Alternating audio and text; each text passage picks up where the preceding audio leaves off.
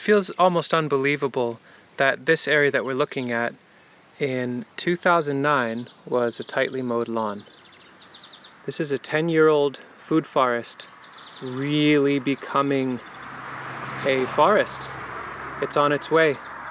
In fact, some of the elements, the cherry up there is about 40 feet tall. I'd like to get into what it looks like in a 10-year-old food forest. We'll go through the main garden, which is a riot of plants, but overall just filled with food. The pathway to get over here is nice and deep in the shade. In fact, it's where our old mushroom yard is. It's a little abandoned, but that's right nearby. And as we walk over, you can see the theme. Very high density, high diversity, almost to the point of it being a little obnoxious, pretty darn difficult to navigate through here. What this area has evolved into is the mother plant area for our nursery. So this is where we come to collect cuttings, collect seeds, propagate with stool layering and tip layering and divisions. Just recently I came through and cut a lot back so I could get access in here. And you can see that some of the elements in here are starting to really release and become full-size trees, for better or worse. It starts to reduce the possibility of what we can do in here once we get a full solid tree canopy. So I may cut some of them back. But there's still enough light to do a whole crazy diverse set of growing. So in this first bed, these are a number of Russian honeyberry types, or haskap, and they're being stool layered in here so we can get photocopies of them. On the north end is a goji berry and a currant, and they're all in there banked in soil so they can be rooting all season. There's a random hazelnut that showed up a few years ago. We tend to invite the random beings in and then try to dig them up before they get too big, so hopefully I'll get to that this fall. You can see the sea kale here is sweating. It's been very dry lately, but we're looking at some rain tonight. But I'm not worried about it. If it burns back to the ground, it'll come back next year. We can dig this bed up and get our root cuttings either to propagate or to ship for other folks to try to propagate. And as we move up through, you can see random currants dotted all throughout, little trials of sunchokes. I know I'm playing with fire having sunchokes in the garden, but this is a complex and pretty dense space. It feels like there's enough strength in the other beings that they can keep up with it. Here you can see a Siberian pea shrub acting as a nitrogen-fixing trellis. We've got a catawba grape growing up that, really loving life. And real beautiful moment right now, our prickly pear are in flower. What a sight. Zone 5B, New York State.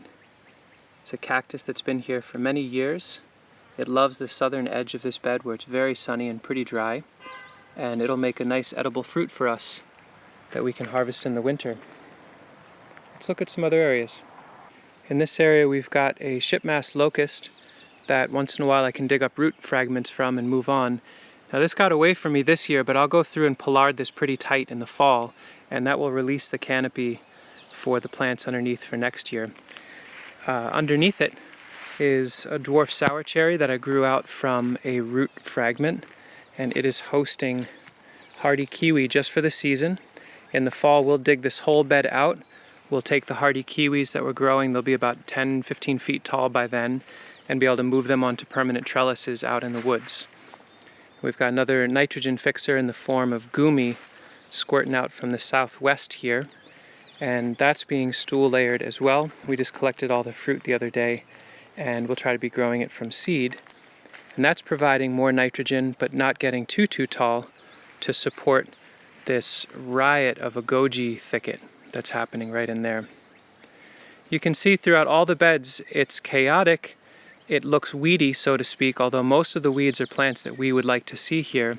And we try to have nitrogen fixers happening as frequently as possible. So here you can see seaberry that I've grown out from seed. That's only its third year. It's really taking off.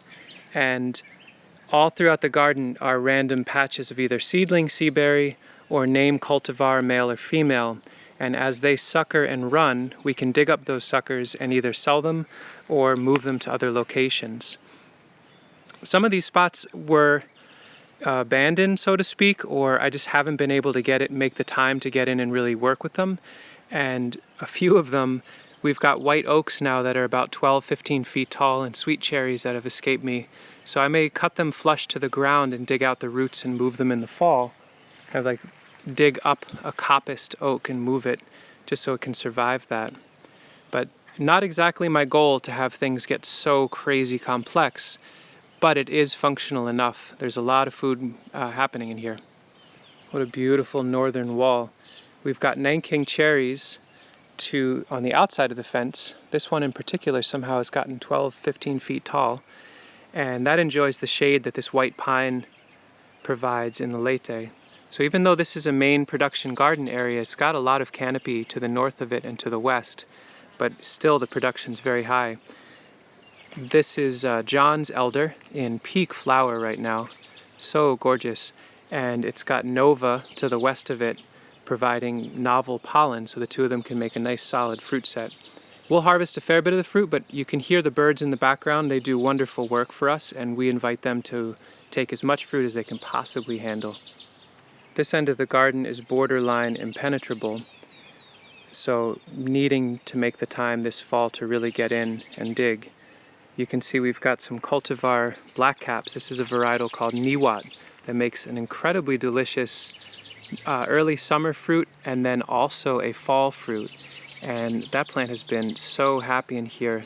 A lot of the canes are 8-10 feet tall, being held up by seedling Carpathian walnuts and young Nanking cherries and dwarf sour cherries.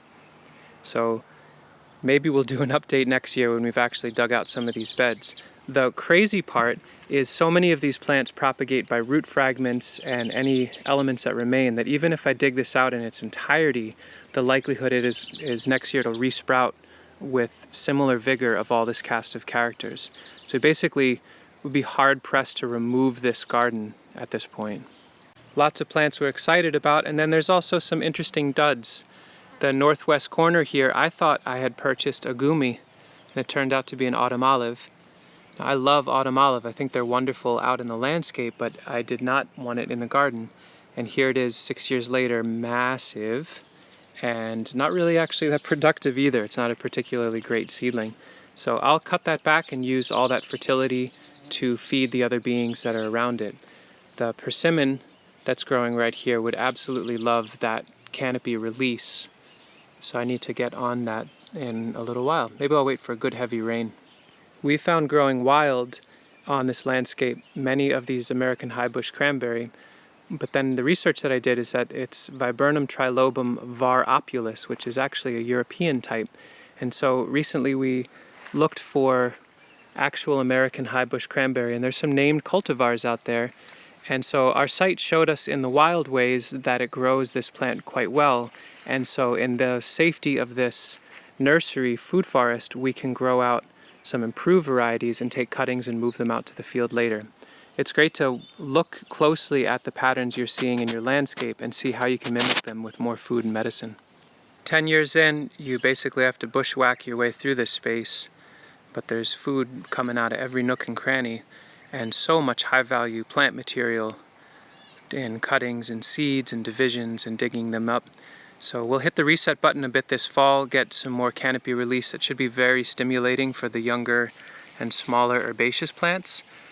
But this is what a chaotic, hyper-diverse, hyper-dense food forest may look like after 10 years. Thanks for watching.